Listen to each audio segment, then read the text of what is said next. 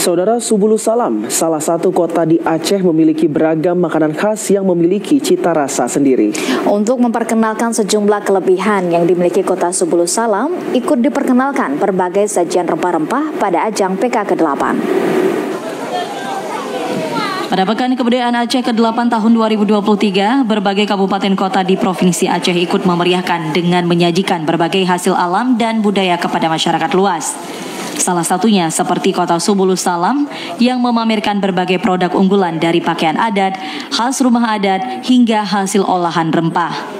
Salah satu olahan rempah-rempah ini adalah racikan obat tradisional yang dinamai dengan nakan lancing yang merupakan makanan tradisional masyarakat Singkil Subulu Salam yang banyak memiliki manfaat bagi kesehatan.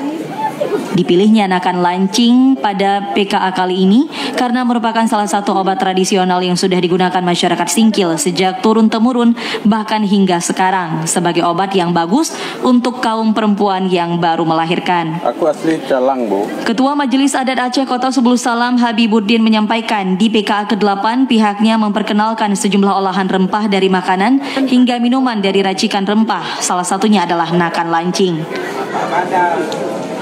Nakan lancing ini terbuat dari ada 5 rempah bumi yang alami yang kita racik, yang kita satukan bisa menjadi makanan dan obat sangat besar dan sangat mujarab, terutama sekali bagi ibu-ibu yang pasca melahirkan itu.